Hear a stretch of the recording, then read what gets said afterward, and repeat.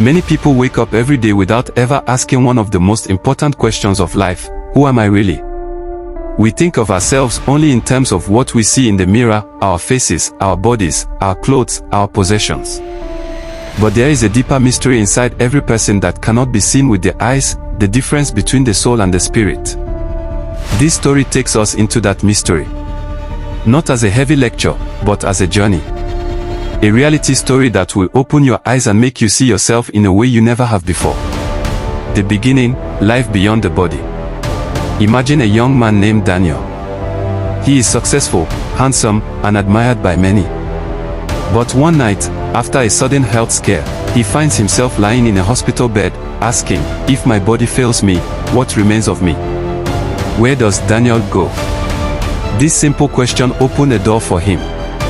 Because, beyond his muscles, beyond his brain, beyond even his heart, something else was living inside. That is where the difference between the soul and the spirit comes alive.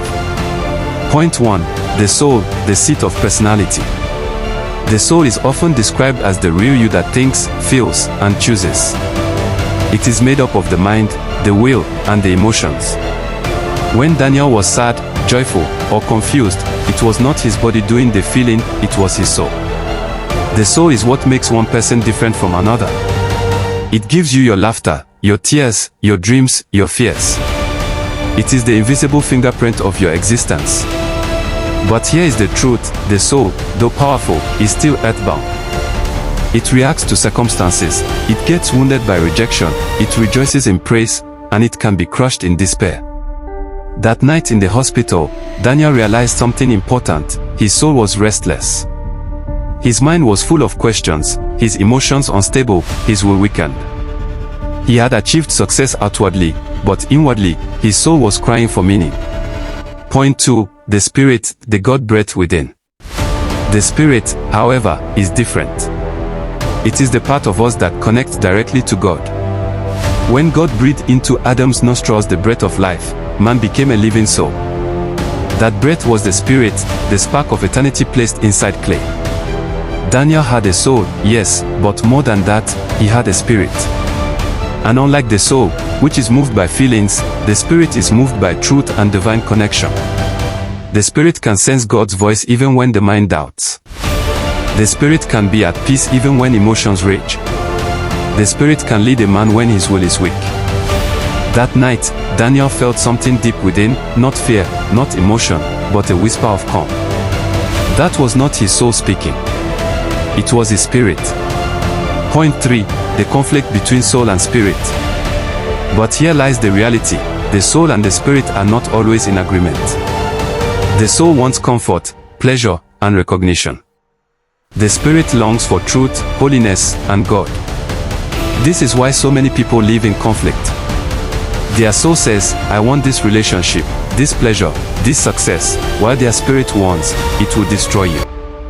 Their soul says, "Follow your feelings," but the spirit whispers, "Follow the truth." Daniel remembered times when his spirit had nudged him away from certain choices, but his soul, full of desire and pride, had overruled. And every time, it led to emptiness. Point 4. The soul can be trained, but the spirit must be awakened. You can educate the mind, discipline the will, and manage the emotions. That is training the soul. But the spirit cannot be trained like that, it must be awakened. Daniel had trained his soul well. He was intelligent, ambitious, and charming. But his spirit was starved, asleep in the corner of his being.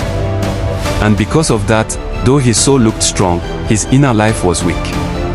When a person's spirit is awakened, through prayer, through surrender, through God's word, suddenly life makes sense.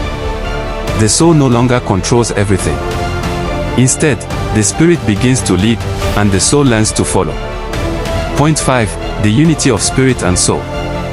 The highest reality is when the spirit and the soul work in harmony. Imagine your spirit like a compass pointing north, and your soul like the traveler holding the map. Alone, each can get lost. Together, they can arrive at destiny. Daniel began to see this: if his spirit connected with God, and his soul obeyed, he would no longer live empty. His life would be full of peace, purpose, and meaning. Point 6. Death reveals the difference.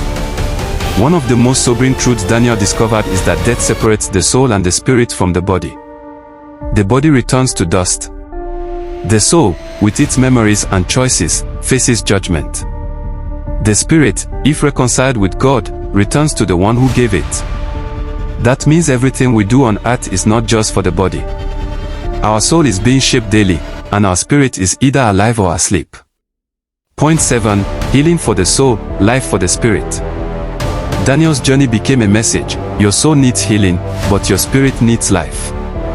The soul is healed when we forgive, when we release bitterness, when we renew our thoughts. The spirit comes alive only when we reconnect with God, the source of breath. He discovered that no matter how much you feed your soul with pleasures, entertainment, or success, if your spirit is dead, you will feel empty. But even in suffering, if your spirit is alive in God, you will find strength and peace. Point 8. The reality of daily living.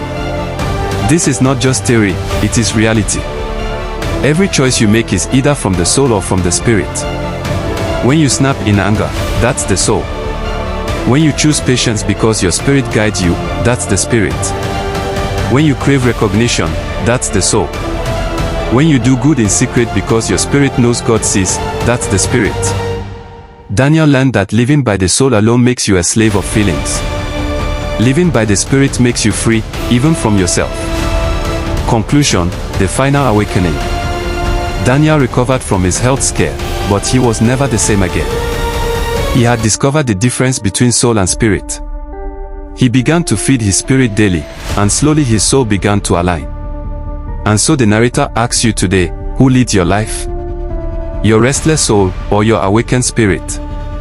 Because the greatest tragedy is not death, but to live your whole life feeding your body and your soul, while your spirit remains silent. And the greatest victory is when your spirit, alive in God, leads your soul and body into true life. This is not fantasy. This is reality.